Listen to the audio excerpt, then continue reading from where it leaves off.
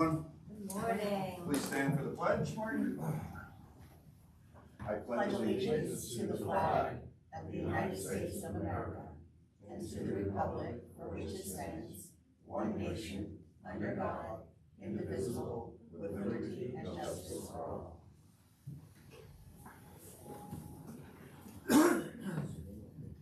Krista is on the phone here and Matt is out of town. First thing is public comments and questions concerning today's agenda. You guys don't have paper agendas up to just? We went with QR code.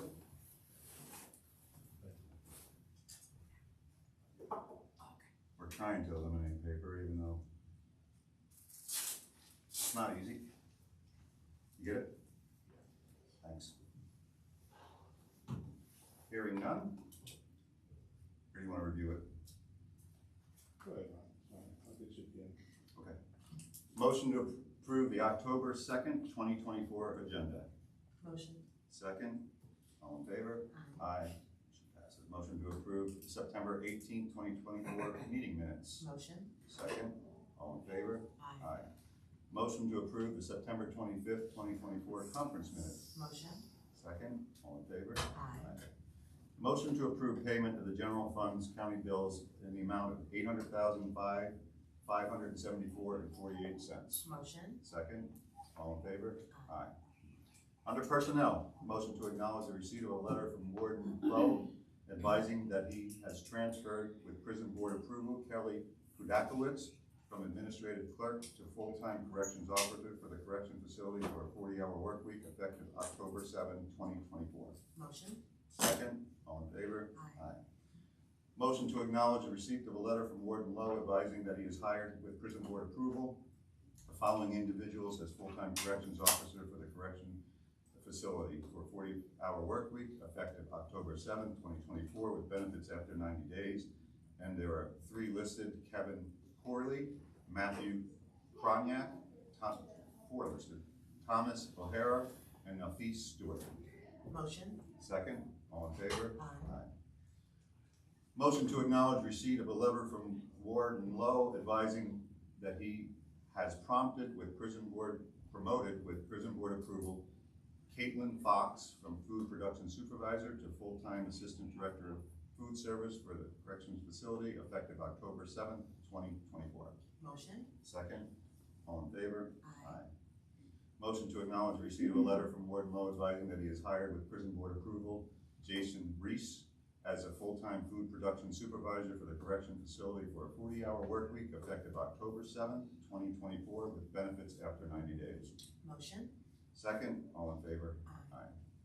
Motion to acknowledge receipt of a letter from Warden Lowe advising that he is hired with prison board approval Freddie Galino as a full-time maintenance staff member for the correction facility for a 40-hour work week effective October 7th, 2024 with benefits after 90 days. Motion. Second, all in favor? Aye. Motion to recess the commissioners meeting to hold a salary board meeting. Motion. Second, all in favor? Salary board. Motion to convene the salary board. Motion. Second, all in favor? Aye. Motion to approve the September 18th and 25th, 2024 salary board minutes. Motion. Second, all in favor? Aye. Motion to set the hourly rate of Kelly Kudakowicz to $26.23 per hour as corrections officer for the correction facility for a 40-hour work week effective October 7, 2024. Motion. Second, all in favor? Aye. Motion to set the hourly rate of the following individuals at $26.23 per hour as full-time corrections officers for the correction facility for a 40-hour work week effective October 7, 2024 with benefits after 90 days. Kevin Corley, Matthew Kronyak, Thomas O'Hara, and Nafis Stewart. Motion. Second, all in favor? Aye.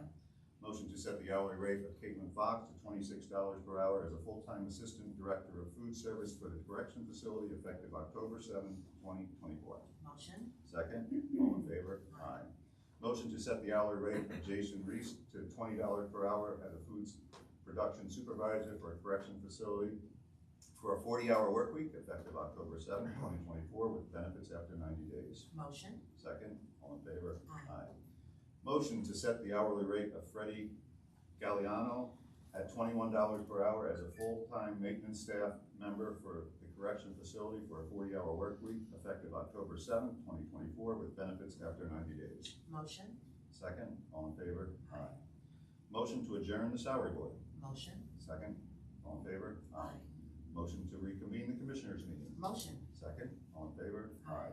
Old business. Number one, motion to award the bids for the purchase of groceries and frozen fruits for the period of November 1, 2024 to February 28, 2025 on behalf of the corrections facility to Mavilla in the amount of $77,264.44, Bristol in the amount of $41,314.21, Cisco in the amount of $27,436.52, Bernard in the amount of $15,619.18, and Food Galore in the amount of $67,610.10, for a total of $229,224.45. Motion. Second, all in favor? Aye. Number two, motion to authorize the vice chair to execute payment application number 10 from Grimm Construction for the Bennett Avenue Building 1 interior renovation project in the amount of $5,058.71. Motion. Second, all in favor? Aye. Motion to authorize the vice chair to execute the change order number EC-5 from North End Electric for Bennett Avenue Building 1 interior renovation project in the amount of $10,910. Motion. Second, all in favor? Aye.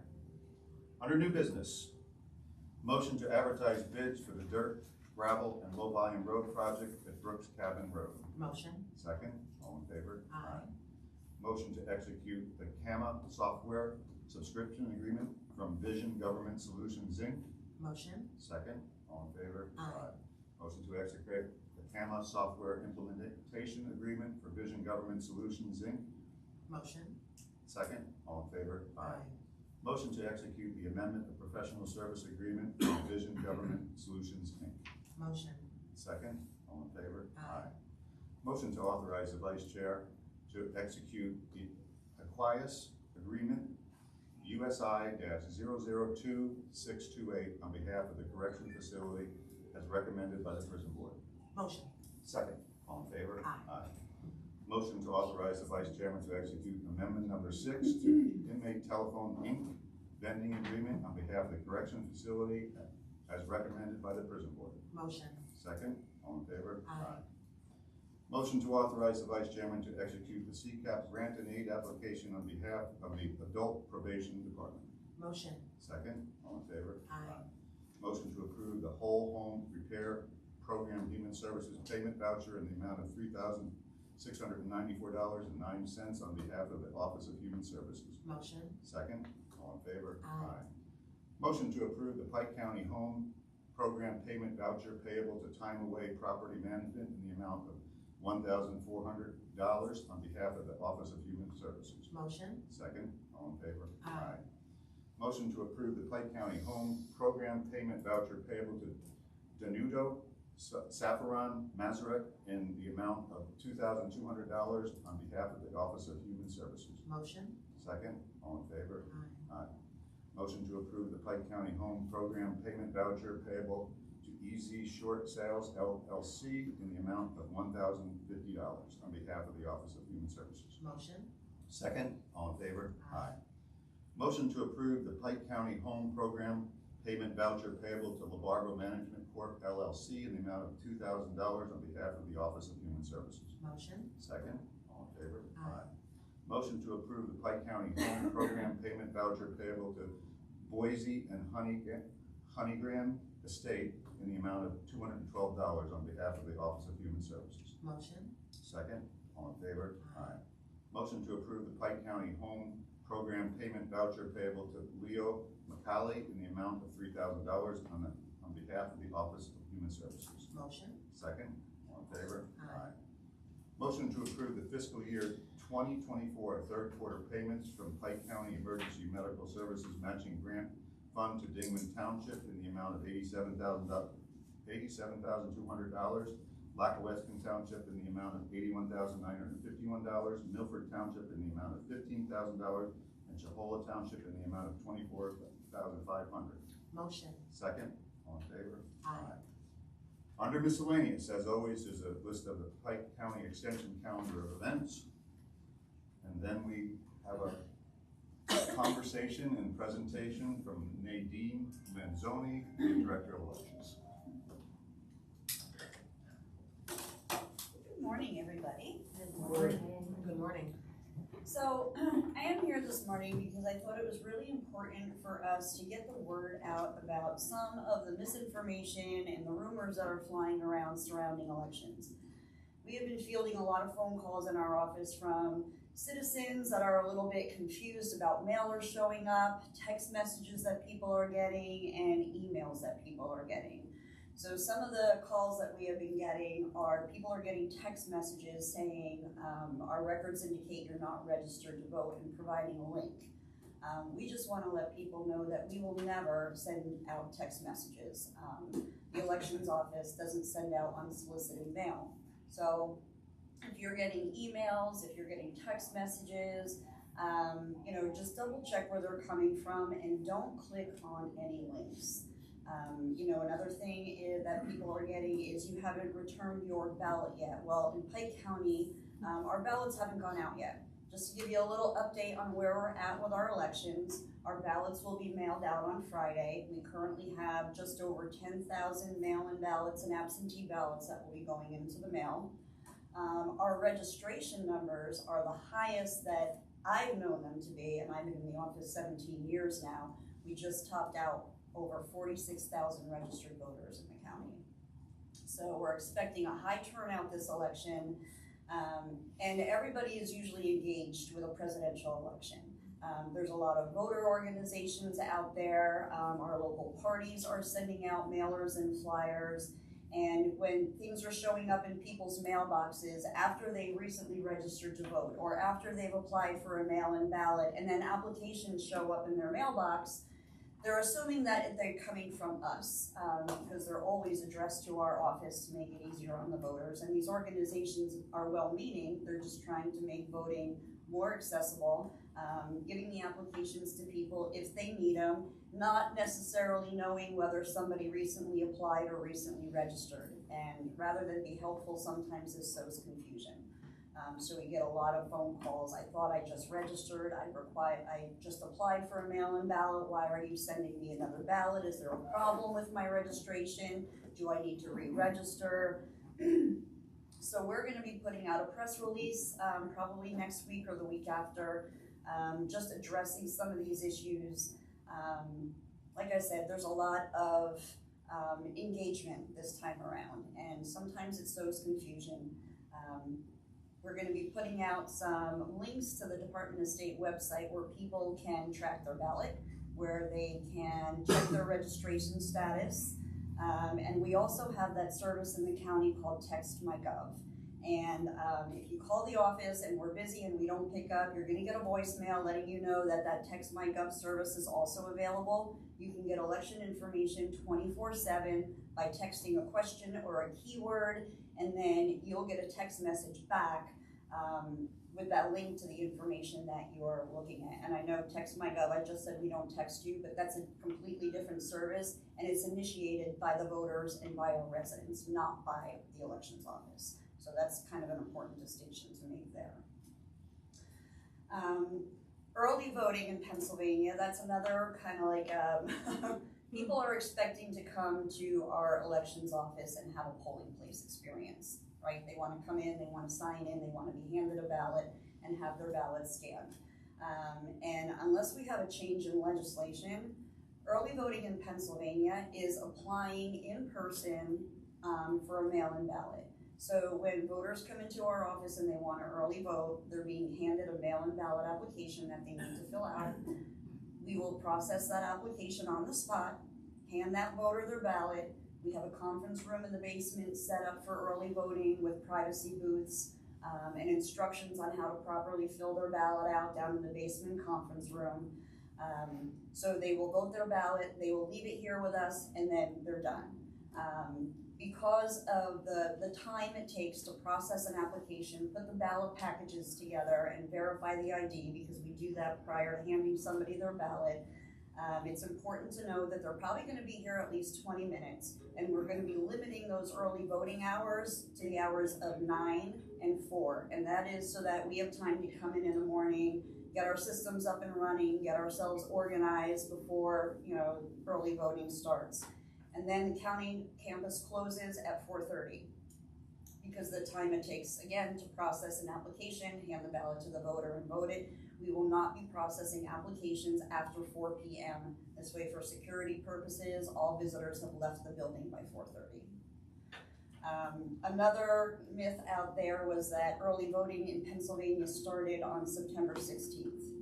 So prior to mail-in ballots being a thing, each election within our voter registration statewide database is like its own little capsule. All the data relating to that election is started and then sealed at a specific point in time.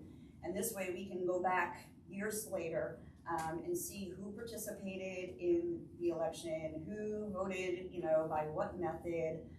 So we always are scheduling, activating, and then certifying an election after all the results have been reported. So back in the day, before mail-in voting was a thing, we would have to activate our election within our voter registration database 50 days out from an election. And that was the date that county elections offices were allowed to begin to process absentee applications. So somebody must have gotten a hold of that statute and ran with it, and assuming because we're processing applications now on this date, ballots must be available, and that's not true.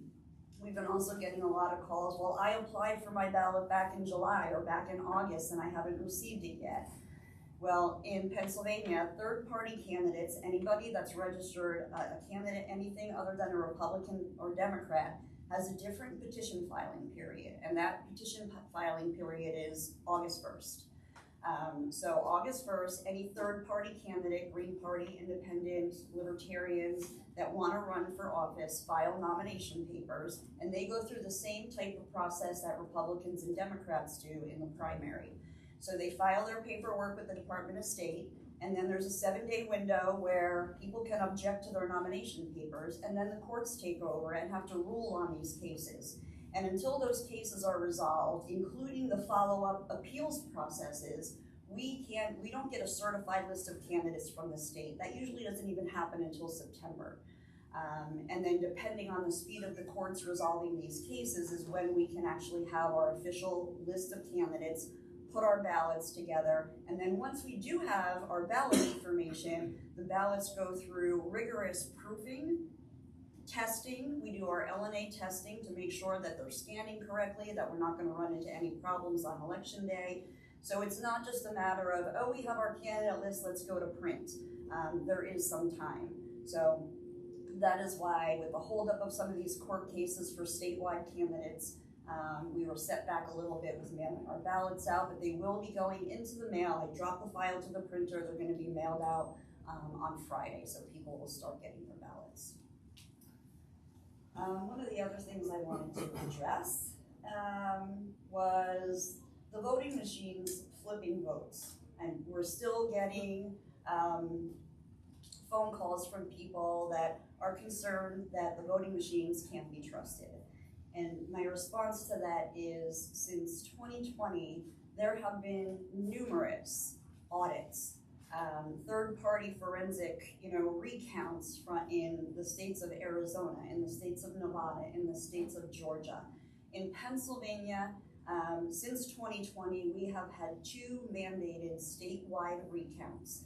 And anytime we do a recount or an audit, the recount or the audit has to be done either hand counted or scanning the ballots on a different tabulation system than they were originally scanned on. Not once has that changed the outcome of an election, not once. And yet the narrative continues to be pushed that the voting machines flip votes. From 2004 until 2020, we were using those touchscreen voting systems that if you were to ask me, well, how can you prove the results of your election were accurate? I couldn't. because we didn't have anything to compare those results to. You went into your polling place, you pushed a button on the direct recording device, it spit out a tape at the end of the night. These are your results. How do you know that when I pushed that button, that vote went to that candidate?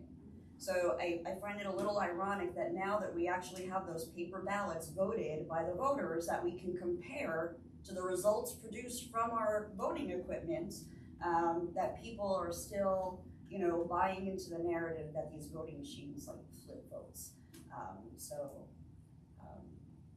It is what it is. There's some people you're just not going to change their minds. But the evidence is piling up. After each election, we also do the canvass of the vote. That starts the Friday after election. That process is open to the public, and every county in the state does the same thing. We do a 2% statistical audit. So in Pike County, we were asked to add a precinct to our hand counts, which we have done. We hand count ballots from 2 of our precincts, random races, and compare the results to the results that were reported on election night. And again, not once has the outcome of an election changed.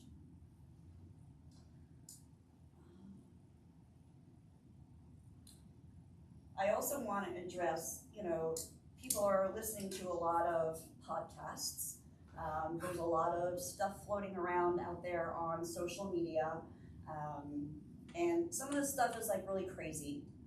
We heard if you use blue pen on a ballot, it invalidates your ballot. That is not true. We also heard that the voting systems, for every 50 people that come in, all of a sudden flip votes to somebody else. And again, the evidence is piling up that our voting systems work accurately.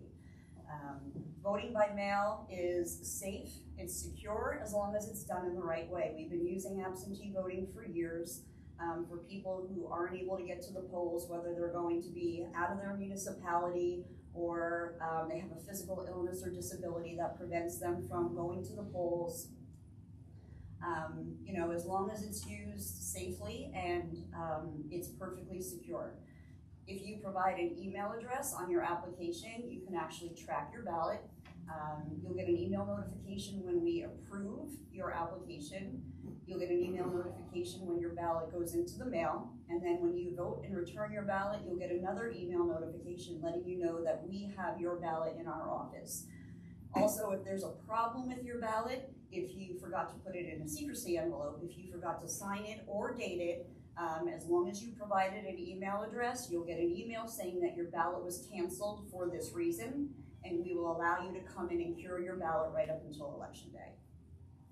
So with that, I'm going to open it up. Does anybody have any questions, concerns? I have a few questions. Okay, like this gentleman, he probably has one. Sure. Okay. Thank you, Matt. Identify yourself. Sure. I'm Joe Conway from Milford Township. Last election, in the primary, the ballot marking devices were printing QR codes. I know that you said that for this election, they'd be revised to actually print the full ballot. Is that happening for this election? So no, we're not going to do that for this election, and the reason why, so there is an upgrade. When anybody uses one of those tablet ADA devices, when you print your ballot, that's not a tabulating device, it's just a ballot marking device. But it will print your choices in print on the bottom, and then the scanners actually scan a QR code. So that QR code is being replaced by an actual ballot with a software upgrade. But we are not going to upgrade our software in the middle of a presidential election. So that'll happen next year. We'll do that upgrade, and that will allow ADA ballots. And right now, that QR code, we don't use them very much. So if you go into a precinct and you see, a ballot with a QR code, and you know that a visually impaired person voted that ballot, you could pick their ballot out. And that will be addressed and changed for next year, but we didn't want to do any kind of software upgrades in the middle of a presidential election year. First of all, thank you very much for the information. Belle Hodges-Smith.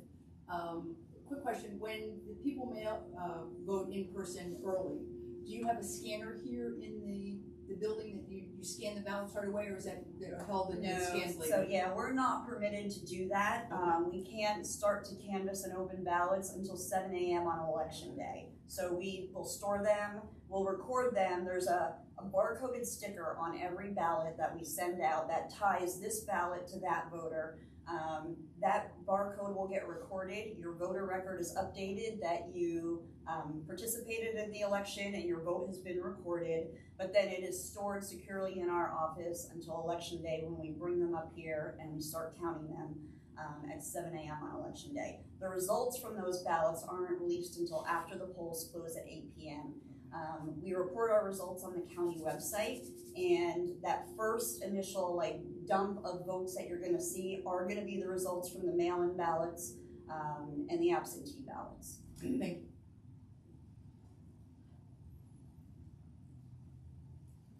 Matthew Contreras. A few questions. Okay. Pike County is roughly 60,000 population. What's the size of the electorate generally? I know it changes from election to election, but generally, what's the size of your electorate, like the number? So I would say anywhere between, I've seen it go as low as 37 and change, usually hovering around just over 40,000, 43,000. Last presidential election, I think we were up to almost 45,000. Okay. I just want the public to know what the size is, and I appreciate everything you do. The other question is, some of the counties in our congressional district are behind with registrations and mail-in ballot processing. They're backlogged significantly, some of them in the thousands.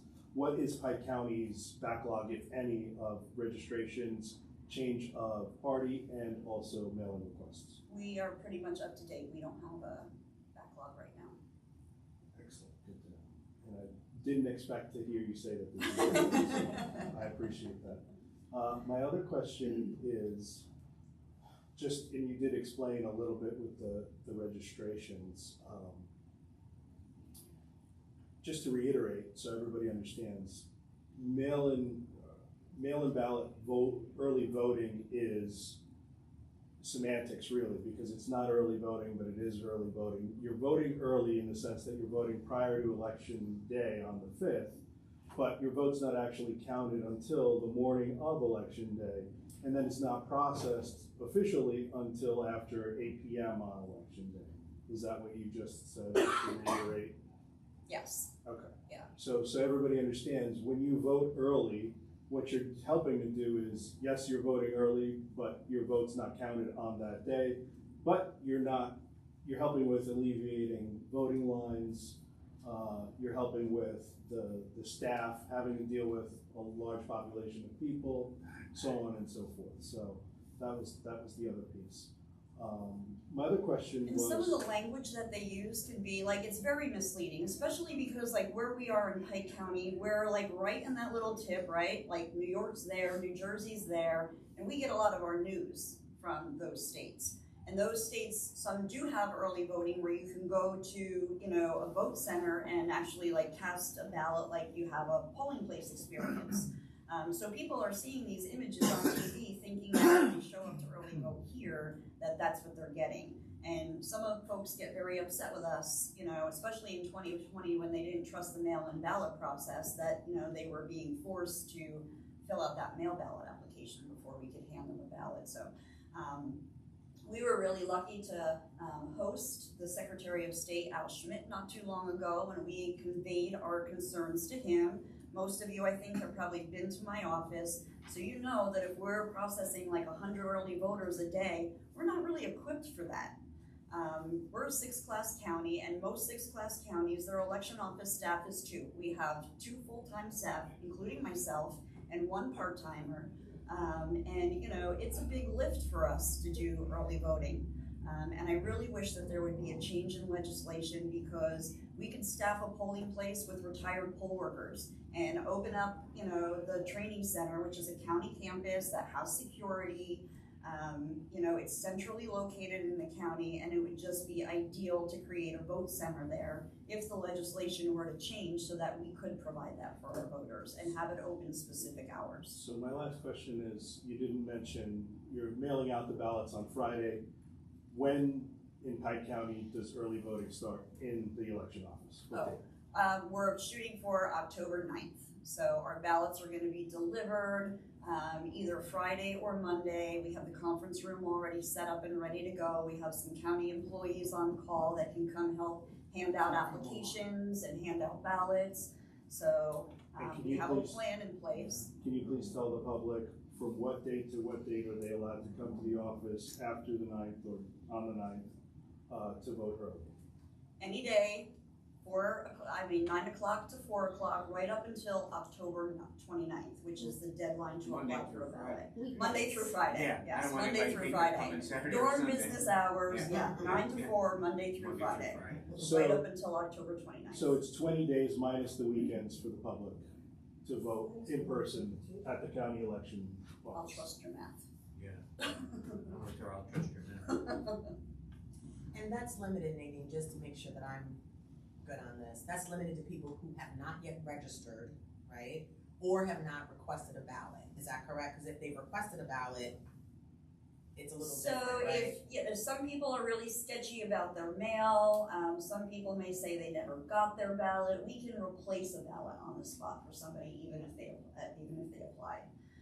It kind of makes a mess of the way our lists look because it'll look like some people got 2 ballots, but when we mail out a ballot, that barcoded sticker is tied to that voter. And if we ever have to replace a ballot for whatever reason, whether we get a phone call, say, I never got my ballot, I need it replaced, or if somebody were to walk in our office to vote early because, hey, I'm out of town on Monday and I'm not gonna get my ballot on time, if they wanted to walk in, we would replace it, but that original ballot label is canceled. And even if that voter were to try to return that ballot, that barcode is canceled, that voter record has been updated, that person was in our office, returned their ballot on this day, and that one has been counted. So there are checks and balances in place. Even if we replace a ballot for a voter 3 times, only one of those ballots is getting counted. The other part is they need to know, although we can identify the voter up until the day to actually open the envelopes, we don't know their vote because then we take a secrecy ballot and just put it in together. So although we know the voter up until the time that we open the secrecy ballot, then we don't know how they voted. Correct. It's gotta be clear, so I don't want people to think we can trace how they vote Right. after it's open. Yeah, no, so we take all the ballots that have been returned to us, they're recorded, they're filed away, and then on election day, and that process is live streamed here, we open up the envelopes. That outer envelope has the voter's name on it, that barcoded sticker, and inside their ballot is enclosed in a secrecy envelope. That secrecy envelope is extracted from the envelope with the voter's information on it. They're put in 2 separate piles. Then the stack of secrecy envelopes are opened and the ballot's extracted. So once that secrecy envelope is separated from the return envelope with the voter's information, the ballot is secret. And I also think it's important for voters to know, some people think, oh, well, I don't trust the process, this is secure, this is my ballot, I'm gonna sign it. If you sign your ballot, we have to reject it by law. If there's any kind of indicator on that secrecy envelope or on the ballot itself, it is set aside and not counted. So the barcode is your identification, Yes. there's nothing else needed on the ballot. Yes, don't try to be cute or beat the system by signing your actual ballot or signing the secrecy envelope enclosed inside. And to clarify, if someone does mark their ballot or their secrecy envelope, since it's already been separated from We the can't barcode contact the envelope, they'll voter. never know that their ballot wasn't even counted. Correct. And we won't be able to change the designation of their ballot from recorded to canceled because we don't know whose ballot it is. Any other questions? Well, thanks for your time. There have been a lot of changes the last few years to elections, the way we conduct elections with the implementation of our new voting systems, with the introduction of mail ballots. 4 years into it, I think most county offices have a good grip on what we're doing. I think voters have a better understanding now that they can expect the full results on election night.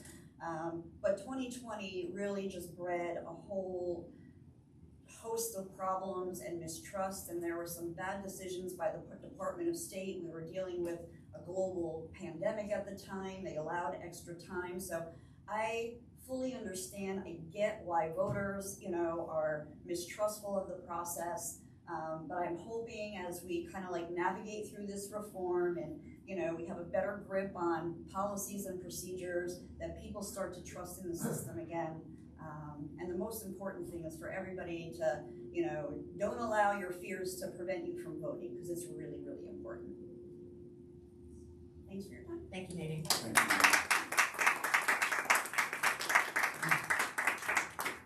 Motion to adjourn. Do we have present public comment? Oh, present public We comment. do.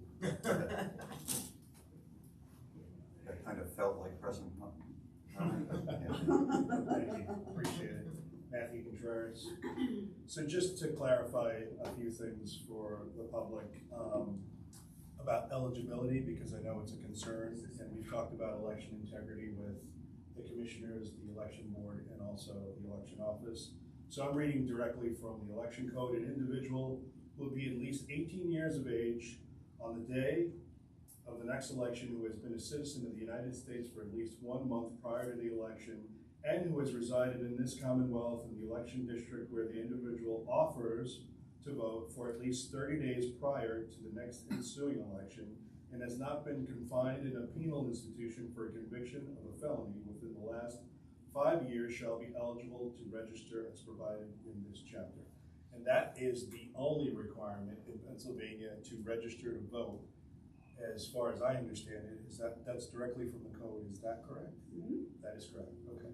So I just want the public to be aware, in 2020, because of the pandemic and because of this faulty law, in my opinion, the legislature really needs to change the law, because people from out of state did vote in Pike County and other counties in the Commonwealth. I know for a fact that somebody from my community who lived in New York voted in the 2020 election in Pike County, and when it was reported to the district attorney here, they did nothing about it. Some of that has to do with this law, some of it has to do with the pandemic, some of it has to do with, in my opinion, not a great district attorney. But that's neither here nor there. The public should know that instead of worrying about license plate cleanups, we should be focused on important issues like election integrity. And so this is an issue that I hope everybody brings to their state rep. Our state rep now is, of course, Jeff Baltimore. And so I would ask you to bring this to him and to the legislature to change this law, because we need to clean up a system that basically allows people from out of state to vote in Pennsylvania. It will happen again in 2024. You will see license plates from New Jersey and New York and Massachusetts in the parking lot voting in Pike County, unfortunately. This election, the last election, the presidential election, was decided by only 80,000 votes in Pennsylvania. Election integrity is important, and we should be changing this law. It needs to get changed. It only takes, again, several thousand over 67 counties to change an election. We really need to change this law. So that's my big plea. The second thing I really have to say is, and the reason I asked you this question, in a county that has an electorate at the maximum point of 40,000 voters, this county, these commissioners, this Republican majority-led commissioner group, this election board, has the ability to have in-person paper ballots today if they wanted to vote that way. They have been asked several times since the previous election to make the change. In a county that only has a 40,000 approximate electorate, we can make that change today if we wanted to, and we could do it. Would Nadine need a staff of more than 2 people? 100%. I missed the change you requested, now I'm sorry.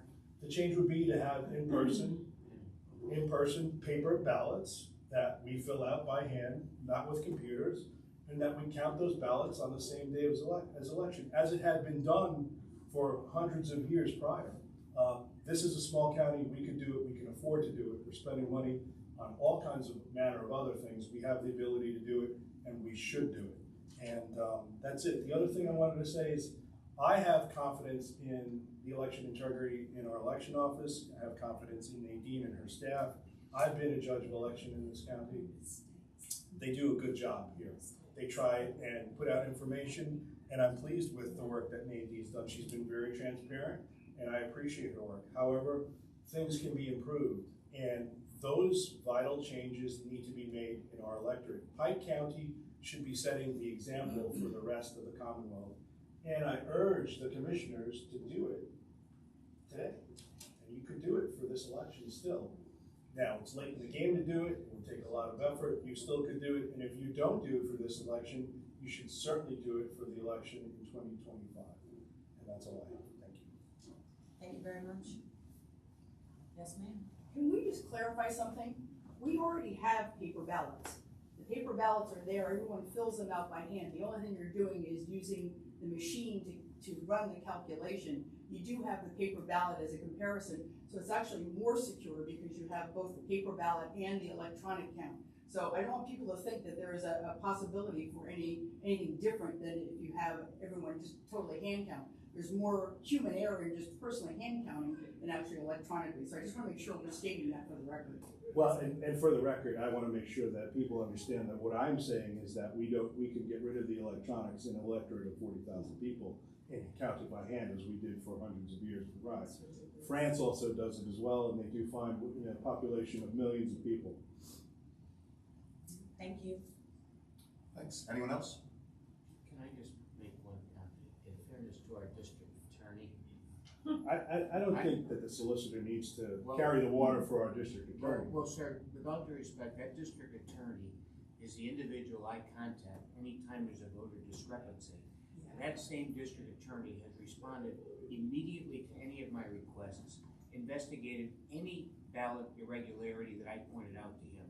And maybe he didn't agree with the end result of that particular instance, but I know that any time I asked to be inspected or reviewed, he took the appropriate steps. He may not be able to prosecute based on your position about the law, which I don't know if I really disagree with you about that 30-day thing. I don't like that either.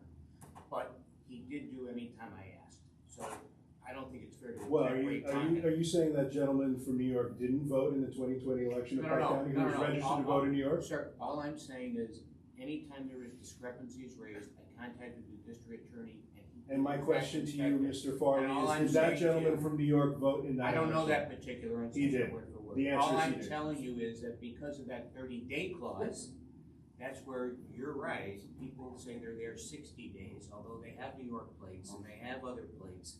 Because our statute says where you are for 30 and they say they're there beyond 30. So you there's said this always was a friend of dispute. yours or a neighbor of yours? So It was an individual, just to clarify, the commissioner's asking me a question, may I answer the question? Thank you. The individual was registered to vote in New York, he was renting a property in our community, and he Was he a attempted, full-time resident here though? he was not, Okay, he was a weekender, he was okay. here only on the weekends, his children were registered in New York and went to school in New York, he worked in New York. We gave the district attorney and this county and the Board of Elections all this information, the detectives gave them all this information, and our district attorney chose to not prosecute that case. And there was an abundance of evidence that this gentleman improperly voted in Pike County.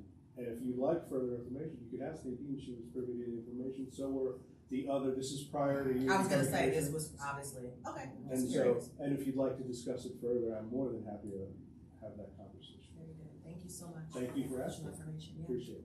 Thank you. Motion to adjourn.